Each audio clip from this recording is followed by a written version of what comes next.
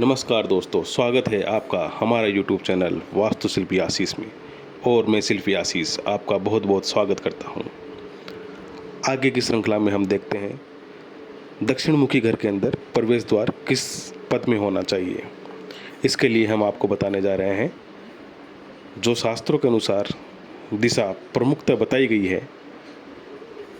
पिछले जो हमारे एपिसोड रहे हैं, हमने पूरा प्रयास किया है कि उत्तर दिशा में जो 3 पद होते हैं, सोम, मुख्य और भल्लाट, उन पदों की क्या स्थिति रहती है और ये पद किस तरह से हमारे जीवन में शुभ व लाभदायक होते हैं।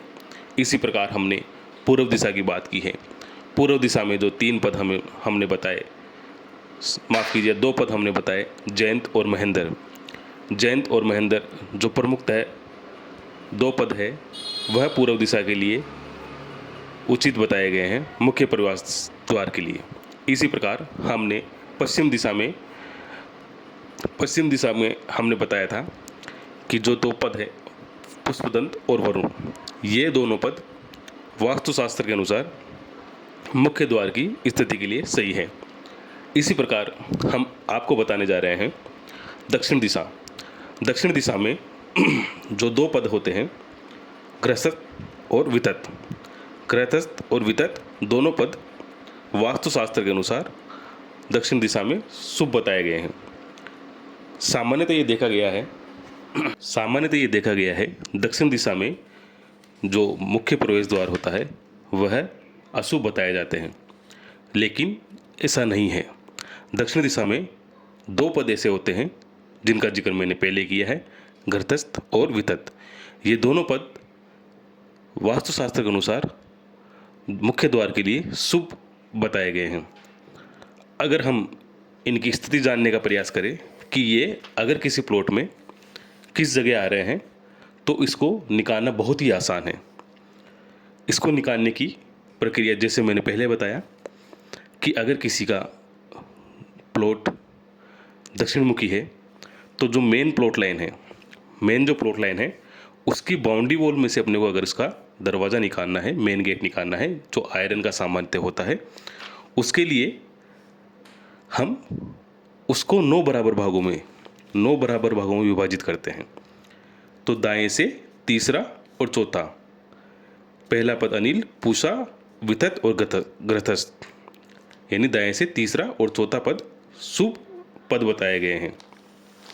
इन पदों में अगर हम प्रवेश द्वार लेते हैं तो यह व्यक्ति के जीवन में बहुत ही लाभदायक और सुख समृद्धि वाले होते हैं। अगर फिर भी इन 2 पदों की स्थिति निकालना संभव नहीं हो पा रही हो, तो मैं आपको एक उदाहरण के तौर पर इसको समझाने का प्रयास करता हूँ। अगर किसी प्लॉट की फेसिंग 90 फीट है, यानी उसकी चौड़ाई 90 फीट है, अगर मैं उसको 9 बराबर भागों में विभाजित करता हूँ तो 10-10 फीट का एक पद आता है।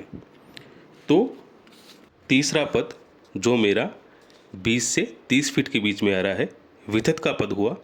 यह पद विश्वकर्मा प्रकाश के अनुसार बहुत ही शुभ बताया गया है। इसके अलावा चौथा पद जो मेरा 30 से 40 फीट के बीच में आ रहा है, गृहस्थ, यह पद भी विश्वकर्मा प्रकाश के अनुसार बहुत ही शुभ स्थिति बताई गई है। इसके अलावा अगर मैं बात करूं, अब हम स्थिति देखने का प्रयास करते हैं राजवल्लभ वास्तुशास्त्र के अनुसार। राजवल्लभ वास्तुशास्त्र के अनुसार यह बताया गया है कि दक्षिण दिशा में जो अशुभ पदों की स्थिति, यानी जो पद अशुभ है, उन पदों में हमें प्रवेश द्वार नहीं रखने हैं। उन पदों की स्थिति का जिक्र किया गया है। ये पद कौन से हैं, इसको समझने का प्रयास करते हैं। इसमें अगर हम किसी प्लॉट लाइन को 9 बराबर भागों में विभाजित करते हैं, तो पहला पद अनिल यानी अग्निपद, यह दक्षिण दिशा का अशुभ पद बताया गया है। इसी प्रकार दूसरा पद जो दाएं से मेरा 10 से 20 फीट की दूरी में आ रहा है, वह है पूषा का पद। पूषा का पद भी राजवल्लभ वास्तुशास्त्र के अनुसार बहुत अशुभ स्थिति बताई गई है मुख्य प्रवेश द्वार की।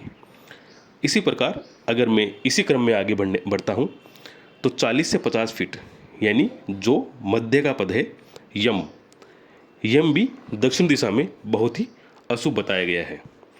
इस प्रकार राजवल्लभ वास्तुशास्त्र के अनुसार 3 पद जो अशुभ बताए गए हैं वह है अनिल, पूषा व यम का पद है। इन पदों पर हमें कभी भी मुख्य प्रवेश द्वार की स्थिति नहीं रखनी चाहिए। इसी प्रकार अगर हम प्लॉट लाइन के अंदर किसी भवन का निर्माण कर रहे हैं तो उस स्थिति में हमें विथत और ग्रस्थस्थ का पद किस अनुपात में किस जगह आएगा उसको निकालने के लिए हम एक उदाहरण के तौर पे एक नाप ले रहे हैं। वह नाप है 54 फीट 54 फीट। अगर किसी प्लॉट लाइन में 90 फीट की प्लॉट लाइन है और हमें 54 फीट की विड्थ में उस भवन को बनाना है तो हम उसमें उसको 9 बराबर भागों में डिवीजन करेंगे, विभाजित करेंगे। वो 9 बराबर भाग होंगे 6-6 फीट का प्रत्येक एक भाग। 6-6 फीट का प्रत्येक एक भाग करने के बाद हम देखते हैं दाएं से तीसरा और चौथा, यानी दाएं से तीसरा और चौथा विथत और ग्रस्थस्थ का पद हमारे सामने आता है। तो ये दोनों पद बहुत ही शुभ स्थिति रहेगी किसी भी भवन में मुख्य प्रवेश द्वार रखने की। हमने इस एपिसोड में बताने का प्रयास किया है कि कौन से इसमें 3 बहुत ही अशुभ पद होते हैं, 2 बहुत शुभ पद होते हैं तथा 4 मध्य लाभ वाले पद होते हैं।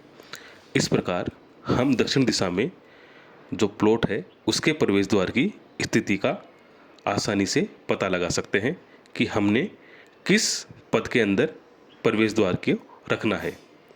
आशा करता हूँ दोस्तों आपको ये हमारा वीडियो बहुत बहुत पसंद आया होगा। मिलते हैं हमारे अगले एपिसोड में। धन्यवाद। जय श्री राम, जय हनुमान।